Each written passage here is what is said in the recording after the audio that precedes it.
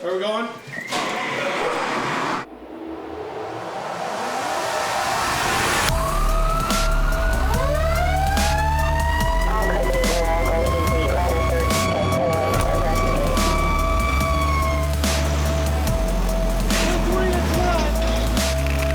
Detroit averages 500 arsons a month.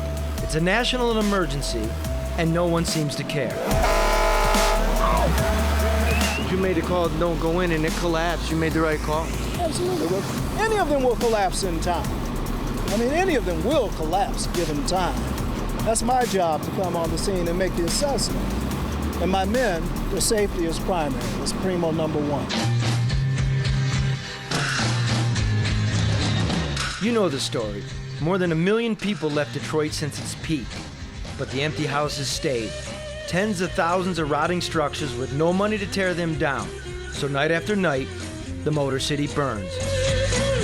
There must be some kind of way out of here. They just snuffed the flames on Conley, the house collapsed. They're mopping up now on Comstock, just like that, boom, boom. Things could get worse, now with cutbacks to an already ragged fire department. But newly appointed Fire Commissioner Don Austin has come up with a plan that is sure to raise controversy. I'm talking about sometimes let it burn. He's not talking about let the whole city burn down, just houses with nobody in them and no one living around them. When we have high winds blowing, if we can get in there safely, we need to get in and put that fire out, because all it's going to do is create potential conflagration, right? If it's a still air day, the exposure's in good shape, maybe the chance is to let it burn.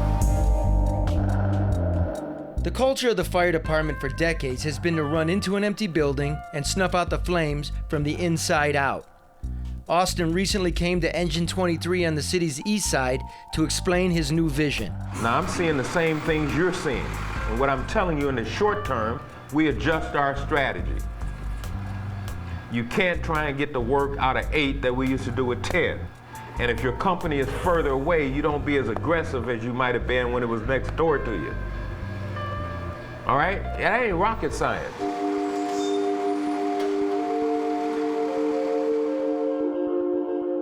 The last man to die in the line of duty was quartered here. Firefighter Walter Harris perished when the roof of an abandoned house collapsed on him. It was an arson for profit job.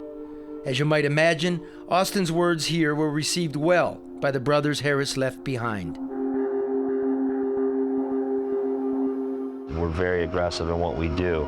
It takes a strong leader to come in to throttle that back. What he's asking us to do now is pull your heart back, pull your cojones in a tad, and use your brains. He doesn't want anybody to get hurt or killed over a dwelling that really doesn't mean much anymore. It's not worth the time and effort of saving it. It's not like they're going to come in and remodel the place and fix it up. At 28 years old, Perry Anderson is one of the youngest men in the department, whose average age is 44 and has fewer than 1,000 responders.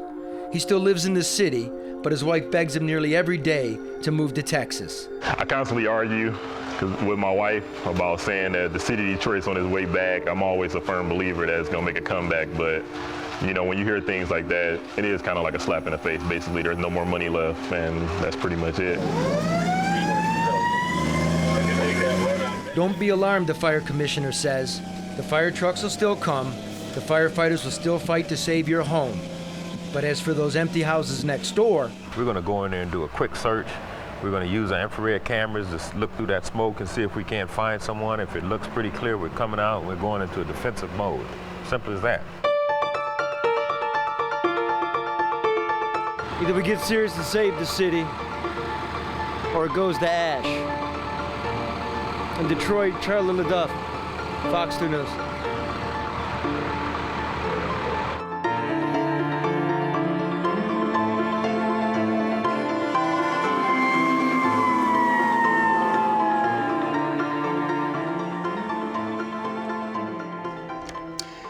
Matt Phillips editing. Charlie LaDuff is here with us. Great job. Great story here. Matt All right, Phillips we're going to talk about your column Off the Chain. You can read exclusively on myfoxdetroit.com. Now, last night, we sat down on Let It Rip with the new fire commissioner about this very subject. The problem that I see is I don't want to encourage people to take matters into their own hands and get rid of blight by burning down fires. Make sure to check out Charlie LaDuff's Off the Chain column. It's every Thursday night only on myfoxdetroit.com. Joining me here right now, Charlie LaDuff. Great job the other night.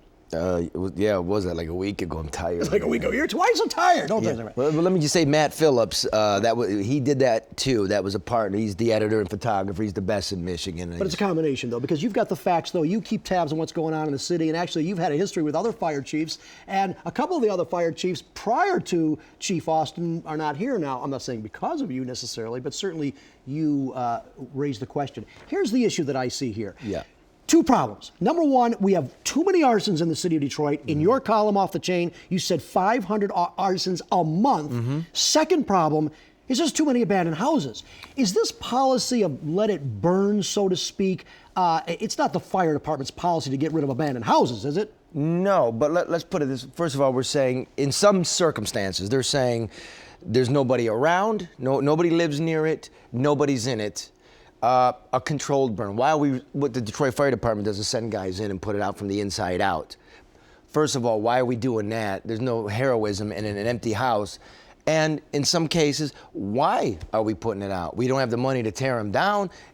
We come back 2, 3, 4, 5 times for this house. Nobody wants a charred box in their neighborhood. Okay, so just so we're clear, though, because we've been promoting it on the media, and I hope the chief and nobody in Detroit takes it the wrong way. We're not saying let it burn, creating some vigilantism. But do you worry, though, that if the thought out there is that we're going to let these abandoned houses just burn to the ground, that people will take matters into their own hands? You mean if we keep presenting it like we're just going to let them all burn? Yes. Look, 500 arsons a month. So tell me how we're preventing it anyway. You mean, will there be vigilantes out there? Yes. No, vigilantes just going to do it anyway.